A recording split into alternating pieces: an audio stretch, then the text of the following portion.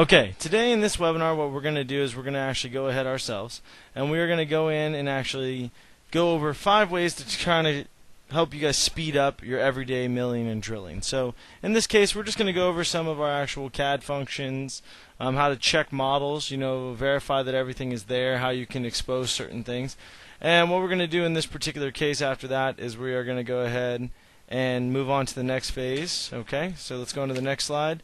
Alright. The topics are going to be part inspection, going through and making sure that everything's okay with your guys' particular model. Okay. The next thing we're going to do is we're going to go ahead and go over some of the dynamic machining strategies, how those work, and what is the importance of having that option. We're going to go over the new milling option and the new drilling option that we've been that we created for version 28, where you guys can go in and use a multiple different depth holes, but are the same diameter, and grouping holes together. It's really nice. And then we'll get into some of the advanced surfacing, and then the simulation with gouge checking on the advanced surfacing option. So some of the stuff, just going through the slides, work with wireframe solids, surfaces. So obviously, as you can tell, our system will allow you guys to work off your solid, your surface, and your wireframe for programming. Alright. And then you also have your dynamic machining strategy options, which we'll go over as well. Smart hole drilling feature allows us really to keep, order of our drilling cycles, programming them exactly the way we want to, grouping certain sections of holes together. Alright. Advanced surfacing toolpaths, those are the options for, great for complex 3D machining, true undercutting options if you guys are looking for some of that as well. Alright, and then obviously the gouge checking options for those particular toolpaths are very nice to go over because it allows us to go ahead ourselves and actually control certain settings. Alright, now one of the nice parts is obviously the training options that we offer. In our actual training options we have local seminars that we come to your guys' area. We have on-sites, in-houses, and then we also have online training options that are personalized. Okay, so you guys have those abilities. And then we have upcoming seminars that are coming up. We have Memphis, Omaha, Denver, St. Louis, and Newark. Okay, if you want to see any other ones of the upcoming ones for the rest of the year, you can actually go to BobCAD.com, and they're under the training portion. Obviously, our different support options. Okay, we have our standard and our premium support options for people, so that way people can actually get options for online support, email support, chat support, those type of options. Okay. So let's go ahead and dive into our option for our next piece, and we're going to actually get into the software portion.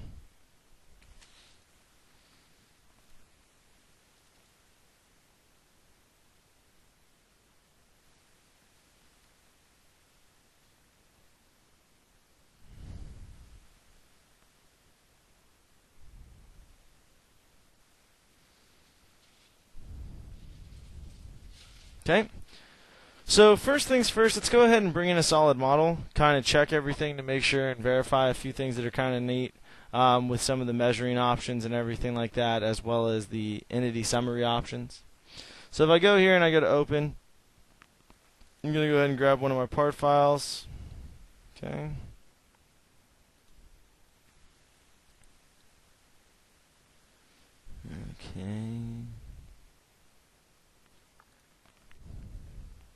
Alright, so this part in particular we're going to bring in. Okay. So you bring in your file, right, and everything may look okay right off the bat, right? So one of the first things you guys can do is just to find out if it is a solid model. When you hover over it, it should all highlight as one.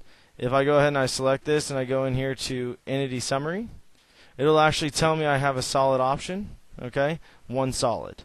If it shows anything else besides one solid, then you probably have some messed up surfaces and stuff like that in the actual piece. Now, if I go ahead in here, okay, and I keep rotating around, I'm going to find certain portions, okay, and if I want to, what I can actually do is go up here to utilities. Say I have a bad surface, or say I have a problem, I can go here to utilities. I can actually go down to the stitching feature, and I can unstitch a solid to surfaces. Okay. Now what it's told me is that there's been an error. So if I go looking, I can actually find that, look right here. Looks like that surface there didn't import properly. Okay? And I'm actually missing that portion. Okay? So now, just so you guys can see what I'm talking about, so if I go back over here now and I highlight the whole entire part, I right click and go down to my entity summary, it's going to tell me I have 19 solids, right? That means I have surfaces. Okay? So in this particular case, we found that we have had an error, okay? And we need to go ahead and we need to go in there and fix that error. Well, to do that, what we'd actually end up doing in this particular case is we'll actually go ahead and use our layer feature, add a new layer, and we can actually go in and say, okay, with the new layer, what we want is sketch. Okay? What I'm going to do then is I'm going to turn that layer active. I'm going to go up here to my utilities feature, and I'm actually going to go down here to my extract edges, and I'm going to say from solid, and then I'm just going to pick the model. Okay? Once I've done that, I can now shut off my solid model, and what it's done is it's actually given me the sketch for it. Okay? So in this particular case, if I go ahead myself and I select everything, okay, I can actually go in here, get rid of all the stuff that I don't need, and I have my piece. The two areas I need to go ahead and make a surface for. Well, what I can do now is I can go up here to my surfacing features. I have my option for my skinning. And what I'm actually able to do is select this, hold down shift, select the top to match the arrows, and then I do the same for the side. And the same will go for this side. And boom, I've created a surface. Okay? Now I'll do the same for the other. Again, we select one time to indicate the arrow direction. Hold down shift to close it. And then we do the same going this way. And this way. Boom. Surface. Now if I turn on that, as you can see, we fill everything back up. So you actually have the ability to repair those type of surfaces and actually go in and define certain things when you need to. So you can actually inspect the model. If you're not sure if the model came in properly, if you do that unstitching, it'll actually throw up an error and it'll delete the surface that is bad because it won't actually be able to convert it. Now what we're going to do next, okay, just to go over a few other options. If you actually go in here, let's just say you have your wireframe sketch, okay, and you want to know what the distance is from here to over here. You can actually right click here, go down to your measure tool. You have entity or two entities. If you select one of them, you can then select two pieces, and it'll actually give you two lines, 90-degree angle, from there to there, okay. Then you can actually continue on with that, and you can actually select different options, and you can measure different pieces. Okay? So what's kind of nice about it in this particular case is I can actually go ahead, pick that one, I can pick this line. Okay? And it says distance between those two is 5 inches. So you're actually able to go in and use the measuring option to figure out certain options, and you can do the single entity or the two entity option. Okay? The other nice part too, just to kind of cover this, when you go into the entity summary, not only does it tell you the quantity of entities, the type of entities, okay, whether it's point, line, arc. Now we actually have lines, arcs on there. We even have a few splines. You're actually able to determine all that info based on what we created, okay? And right now, if you look over here, say you don't know if there's a blanked out surface or if you're missing anything, you can go over here and look, and it'll say we have a total of 21 surfaces, right? Because we had 19 originally. 19 of them are blanked out because they're on the other layer, but our two newest ones are right here. So you're actually able to find out certain info, and if you want to find out what your maximum and minimum distance is, where you're located at from the XYZ 0, there's your total options. Okay?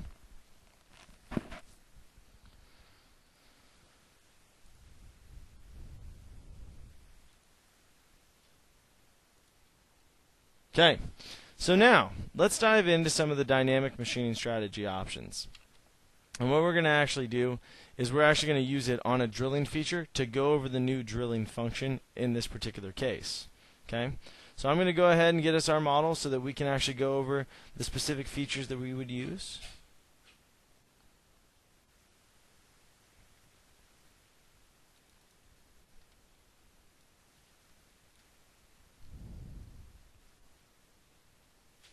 Okay, so what I'm going to do in this particular case is I'm actually going to go ahead myself, and I'm going to go in here and actually choose my different options. Okay, So we set up our job, we'll go through here, and we're actually going to set up our actual machining job. We will then go ahead and pick our solid model in this particular case, so we hit pick solid. You're going to pick that. The reason why you would pick that is for the drilling feature itself. It'll actually bring in an image of the solid when we're picking those particular holes. If I go ahead and I hit next, I then will choose my stock type. In this particular case, I'm going to choose rectangular.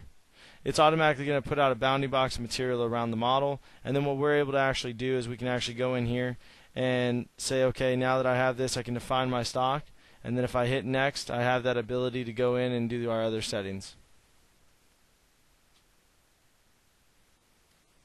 Okay. Now if I go ahead and I pick my XYZ0, I can actually go into my origin, pick where I'd like my origin to be. Once I pick that origin, I then have the ability to choose Y direction. I can pick which direction my Y is going to go, and then I can do the same for X. Once I've done that, I then have the ability to go ahead and hit OK. And what it's going to do is it's going to expose our options. Now here's the neat part about the new drilling cycle. When you guys right click on milling job and you go down and you pick whether you're doing tap hole or drill hole, it doesn't matter. It opens up the new drilling wizard. So you hit select geometry. Normally if you went in and you picked the top or the sleeve, it didn't do much. Now if you actually go in on your solid models and you actually pick your sleeves of your holes, what it actually will do is it actually recognizes not only still the diameter, but it also recognizes the depth. So if you now look, it automatically fills in the depth and it recognizes through hole. What I then do is I hit next, and what it does, this is the new drilling group feature. Okay? What it does, it groups all holes of their same diameter and same depth together. If that's not the case, or you have multiple different groups of holes and you want to combine them together, you can actually break hole groups. And what it does, it treats each hole independently, but uses one feature to program it. So what you're able to do, and I'm going to show you guys, if I go over here and I adjust this one to 1.7, 1.5, and we'll do this one at 1.25. Okay, I've now changed the depths of 3 holes out of the 4. Okay, what I can actually do is I have my wrap plane and my feed plane to set up, my rapid distance from one location to another. I then have the ability to hit next, and I can actually customize. Now this is where the dynamic machining strategy comes in, right? So with dynamic machining strategy, you guys can customize it where instead of having to do individual features for each toolpath you guys want, whether it's a drilling cycle, a 2-axis, or a 3, you guys can pick all the features that you guys would like to use at one time and program them together. So in this particular case, if I go down to choose hole, it calls out a center drill and a drill. Well, maybe I want to call out a reamer as well. I can now go in here and add whatever toolpath I want from the right side to the left side that is available under that particular category. Once I've added from the right hand to the left hand, when I hit next, it loads those features into the tree. Now, let's say I want to use the same features even though I have a different drilling feature. If you look down here for the bigger hole, maybe I want to use the same settings. If I hit apply to all features, it actually adds those settings down to the bottom for the next set of features. Now, how that's going to help us out is now we go in and we define, our center drill parameters. We have our depth for our center drill. We then will hit next, and we have the parameters, so you actually have your depth and center drill diameter and angle that you guys can output. You guys will then pick your drill itself, and then the parameters for the particular drill with the group of holes and everything. Okay? Now, once you go ahead and you've defined your actual drilling option and your settings for your drill, you then will actually have single depth peck or fast peck cycles to output. And if I hit next from there, I can go down to my actual reamer. So now instead of me doing each individual feature and setting them up and having to select the geometry and go through that process, with the machining strategy option, I've customized it now where I have everything set. I have my different depths I can define.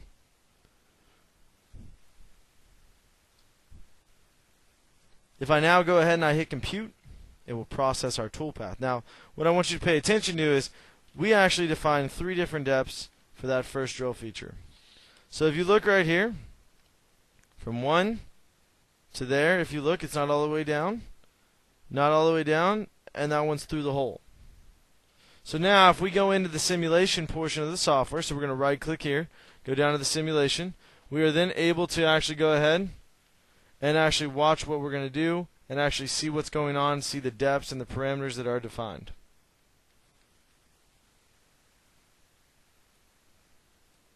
Alright.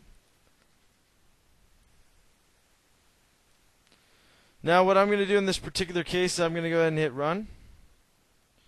And it's going to start running through. I have obviously the speed turned way down so we can focus on it.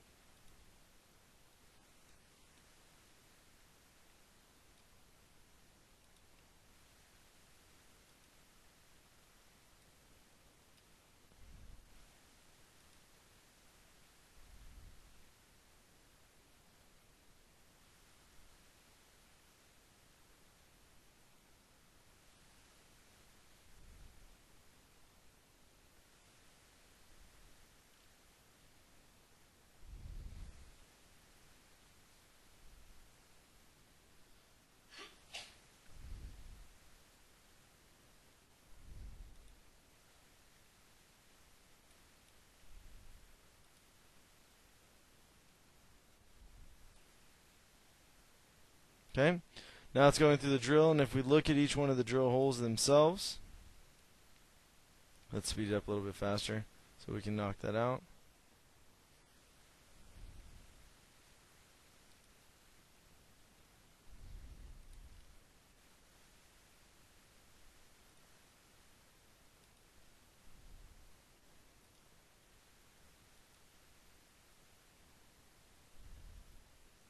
Okay. So if we go ahead and we look at the actual model and we zoom in, we can actually see that only one hole penetrated the bottom. That means that that's the one hole that was set at 2 inches, and we don't have to worry that everything else set the way it should. So what's nice is you can actually set those different drills. Now it's still using a single feature, and you guys don't have to worry about, oh, okay, well, say I have 100 holes, but let's just say they might be at different depths but the same diameter. Well, you can actually go ahead yourself if you want to, and you can use the different settings and everything, but you can group them together, so that way they're grouped together and using the same feature, or broken apart and using the same feature. So it's just up to you how you want to do it.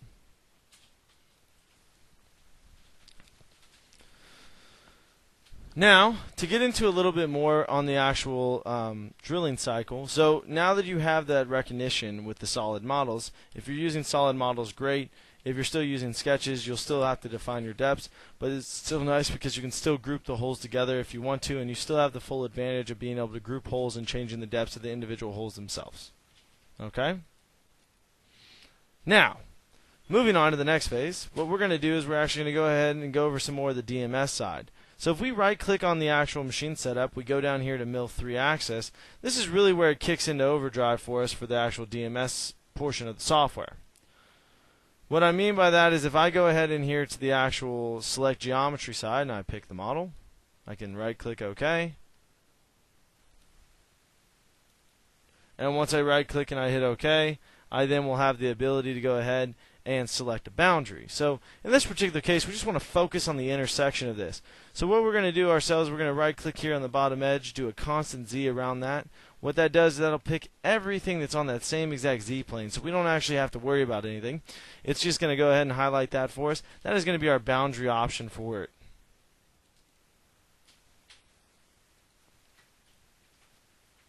Now, what I'm going to do from here is I'm going to right-click OK.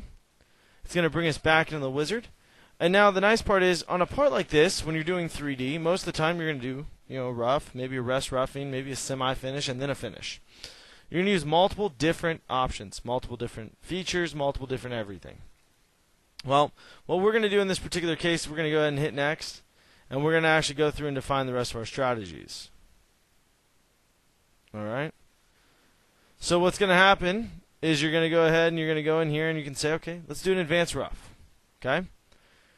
Well, let's go ahead, and you could do the advanced rough first and then come back and do this later as well. You don't have to always necessarily pick all the toolpaths you think you're going to use right now. You can come back and do that at a later time. But if you go ahead and you choose advanced rough, and then you go ahead and you actually choose like equidistant, and then you pick your flatlands, okay? What I've done is I've added the toolpaths that I might use, okay, or I'm going to use. What I'm able to do is I'm able to hit next and actually go through and define the settings for them. Now it loads them all together. Now I can link them together as well. So what I'm going to do in this particular case is I'm going to go ahead myself, now that I have all that stuff defined, and I'm going to go ahead and actually choose my roughing tool. What I'll end up doing is I end up going in here and defining the size of my rough tool. And now the neat part too, just so you guys know, you guys can go up to your tool crib at any time. And you guys can also customize the tool crib to have the tools that you guys normally use first, and you guys pick from, and then you guys can obviously go ahead and key in your own at any time as well.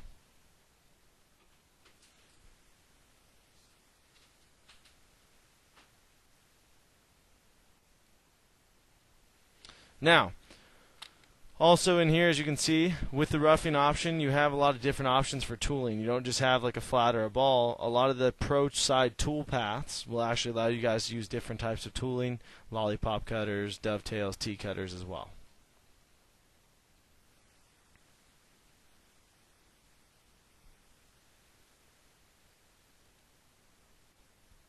Now, what I'm going to do here is I'm going to go ahead, after I get all that stuff sorted out, I'm then going to hit OK.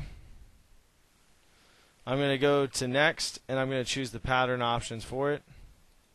Okay. Once I go ahead and I've gotten that situated, I can then go ahead and hit next. What will happen is you go in, you actually choose your depth of cut and everything right here.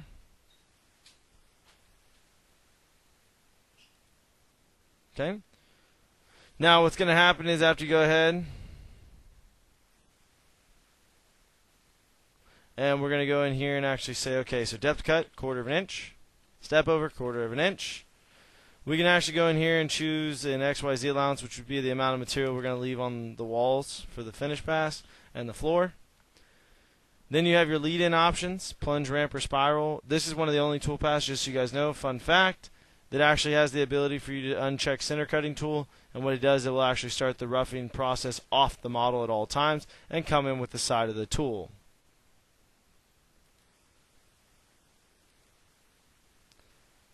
Now, what I'm going to do after that is I'm going to actually go ahead, now that I have all that stuff defined, and I'm going to move on to the next phase of it all. What I'm going to do here is I'm actually going to go ahead, now that I have that defined, I'm going to go down here to my actual finishing pass, and I'm going to choose equidistant. And what I'm going to do is I'm going to use a 1/4 ball end mill. Once I've defined that tooling, I then will hit next. And what's so nice, just so you guys know, and this is great about it, is everything's lined up together. I'm not having to reselect geometry. I'm not having to redo anything. I'm just going one toolpath after the other to get everything sorted out the way I want it. So if I hit next, I can go in and choose my step over, so how far my tool step over each pass. Once I pick my step over, I then can actually go ahead myself and hit next. Choose its lead-in options. One of the nice parts about like the equidistant offset and everything is it actually has a bunch of different options for everything. And you can go in here and actually set different boundary options and tool selection and different settings like so. And then what will actually happen is, like, some of the neat ones are like a boundary option. Maybe I want to come past that boundary I set at the bottom. Well, I could say tool outside that boundary, and let's just say 1/8 of an inch.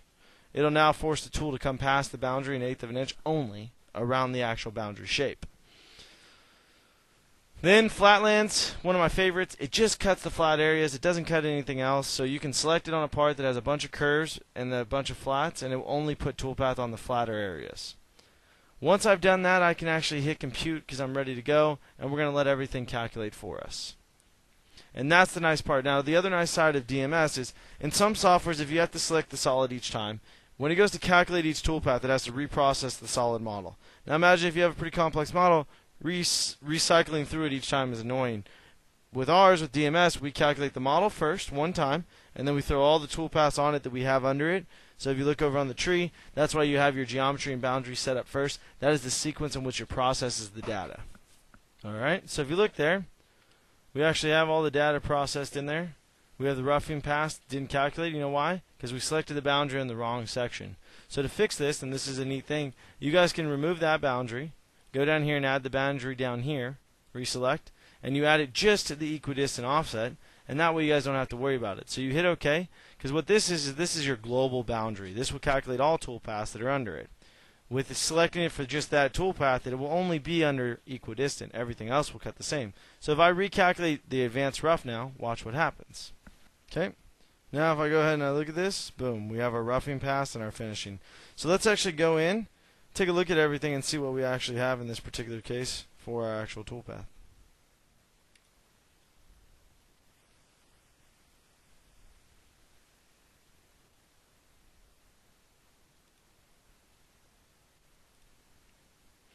Now if we go ahead and we can go ahead and skip all this stuff, right? So I want to go ahead and actually say next stop, next stop, next stop, next stop. What we can do is skip all of the actual drill cycles themselves. Okay. There's the reamer. Okay. Now we're roughing out those outer edges. And you guys can actually watch those being cut, so we'll speed that up too. Okay. There's our rough pass in the center, tearing everything up. There it is, cutting the hole. We'll just have to boundary it off to only cut inside those, which is an easy fix as well. And then there's our finishing pass starting from the outside. It's going to work its way up and give us a nice 3D finish around that actual tapered piece of it.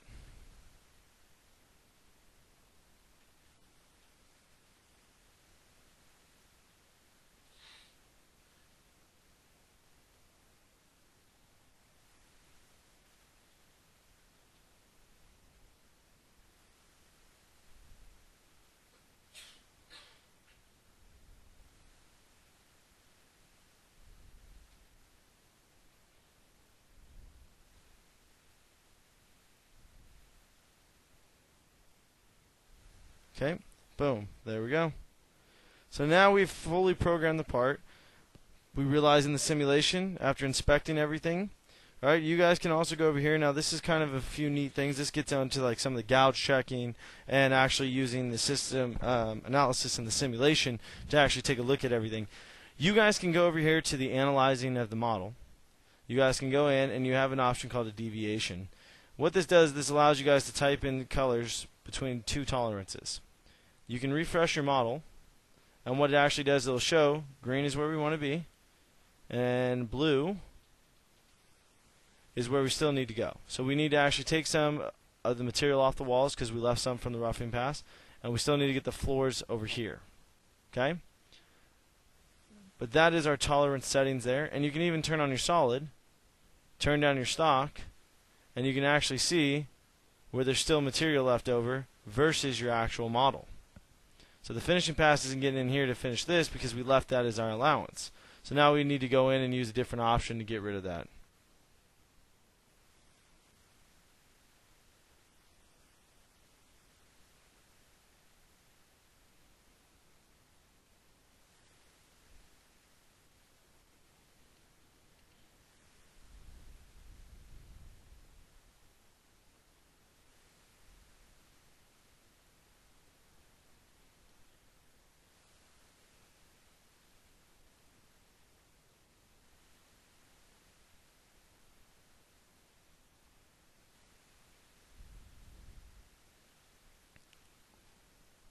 Alright, so now what we're going to do in this particular case is we're going to move on to the next phase. Okay?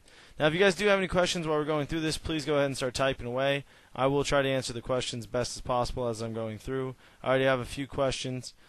Just so you guys do know, throughout this webinar, we are recording this. We do send it out within a few days after the actual session. So if you have other people that you would like to view it, or you just actually needed a copy for yourself to review, we will have those options available. We will be sending it to you.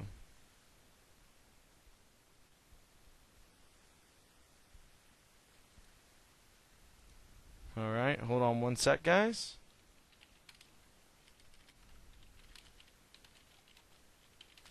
Now, we're going to move on to some other stuff. Okay? So let's go back in, and this is something that we've covered in previous webinars. But we've actually gone over, okay, so we've done analyzing the model, using some of the analyzing techniques in the simulation to go ahead and show you guys some of the options in there. And now let's move on to some of the advanced options. What we're going to do now is we're going to go into the advanced surfacing option. Okay? And we're going to go over the particular the gouge checking settings in that particular toolpath.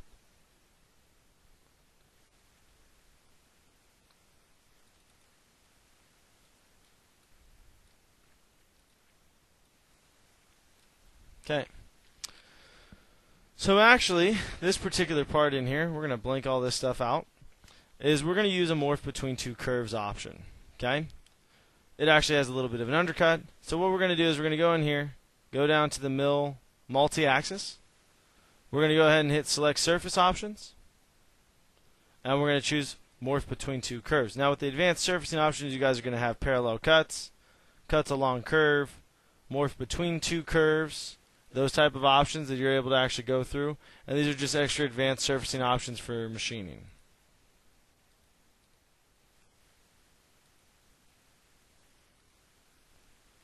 Now if I go ahead myself and I hit next, I'm going to go down and I'm going to define my tool. I'm not going to worry about the ball mill, or I'm just going to use the ball mill for this particular one. Choose my parameters. And what I'm actually going to do is I'm going to go over here to my first curve. So with these options, they're more of you pick two surfaces or two edges and then you create the surfaces between them now. Okay? What we're going to do is we're going to select that edge, hit OK, and then we're going to select the second edge, which would be this side.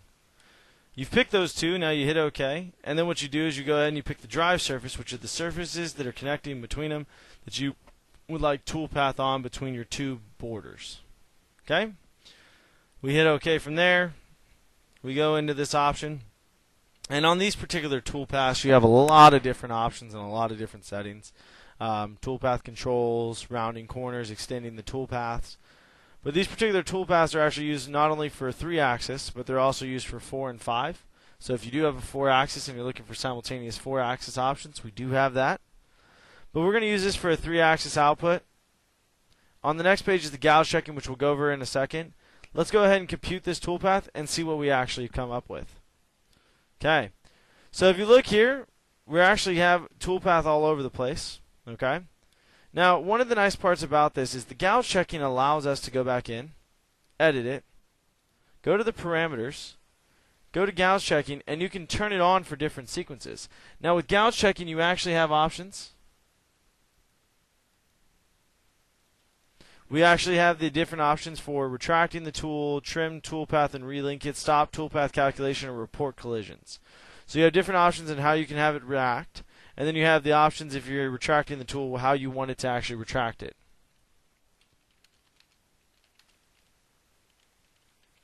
Now what's going to happen is after I go ahead and I've defined those settings here, I'm then going to go ahead and say, and you can pick whether it's flutes or just the shaft or whatever the collision checking is. You pick the surfaces that you want to collision check on. Hit OK. And what it'll actually do is hit compute. And now if you look, see how the toolpath has been manipulated? Well, with that particular toolpath, I'm going to actually collide with this lip, so I need to retract up, move over, because I can't actually get the undercut. So if you look, that's what it'll actually do, is it'll help you guys fix collisions. It'll check them. It'll go, hey, listen, let's do this, let's do that. It'll actually fix your problems that you guys will run into. And I'll get rid of these rapids right here so you guys can see it better. But because it can't hit the undercut, instead of having a toolpath there, it's actually counter collision checking it so that it rapids up, moves over, rapids up, moves over. Okay? All right. So that's what the actual gouge checking does. It also helps you check flat surfaces, or say you're cutting a 4-axis part and something weird's going on, you guys can gouge check that as well. If we go in here, just so you can actually see, let me blank this one out. This particular toolpath is really interesting. I actually have it pre-programmed. And what's nice about the pre-programmed is going into the simulation so you guys can actually see it move. What it does is it does a kind of flow line style toolpath. Okay? What it actually will allow us in this particular case to do is actually get our surface nice and organized and situated in here.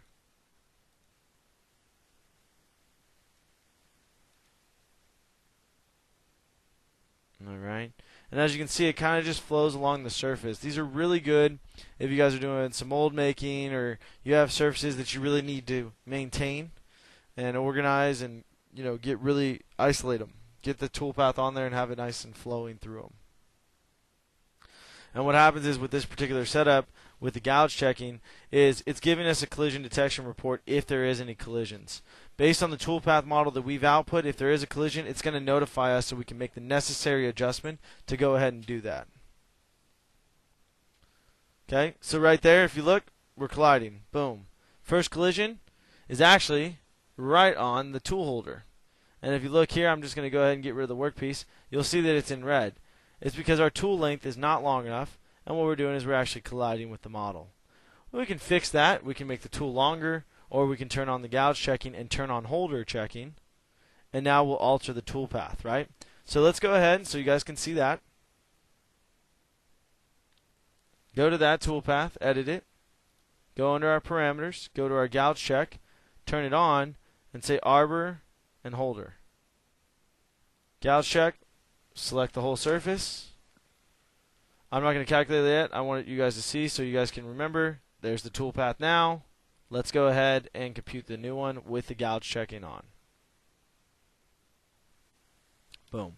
So now it's manipulated the toolpath and given us a different option, because right there is where it collides. So now it's not going to cut there. It's going to go over and continue on down to where it's not going to collide. So it's actually compensating for here. Now the toolpath looks funky, right? You guys are able to go in and make adjustments as well when you find stuff like this to fix the problem you guys were running into. If we change the length of the tool now, we wouldn't have to worry about that. We would have a perfectly flowing toolpath. But if you don't have that, this is the output you can get where it won't collide. It might not be ideally the toolpath you want, but you're able to actually get the output so you don't collide with the holder on top. So those are your different options for the gouge checking and the actual going through and checking everything and using the advanced options. We do actually have another webinar that we did recently do that is available for you guys to view on the YouTube page, where you guys can go get more info on the actual advanced surfacing toolpaths. Okay? Now, we've gone over the deviation report, the simulation. Now, what's nice about the other options with the actual simulator in this particular case, if we go back to this one right here that we have, you guys actually would have the ability to do what we call a full machine simulation as well in our more advanced options. One of the nice parts about the full simulation is you bring in the full components of the machine, and you're actually able to assemble them and actually have a nice working full machine model if you want. Okay? So you guys do have options for that as well, that you guys would have, you know, the ability to go in and make different changes and settings as well. All right. So now that's going to conclude today's webinar. Okay. Obviously, we've gone over quite a few different things. We kind of went across, you know, a variation of different options. Our actual next up and coming webinar is actually our nesting option. Okay. All right. And what it's going to be covering is today we just released our brand new nesting program. We do have now a Pro and Standard. The no nesting option actually allows you to do like sheet remnants and stuff like that, things that people have been asking for in the nesting world. That is our next webinar coming up. If you guys have an interest in getting a nesting program, please go ahead and sign up for that one as well. This video will be available in the next few days. If you do want any more info on a particular subject that we covered today in the webinar, I know we went across a few of them, please go ahead and email us and let us know what you guys thought, and then we can go in and make adjustments or go ahead and set up a personalized demo for you to kind of show you more of what you'd like to see. Again, I really appreciate you guys showing up. And if you have any questions, I'm going to leave the chat open for the next 5 minutes while it's saving the video and everything. And if you have any questions, I'll be able to answer them. Okay? Thank you and have a great day.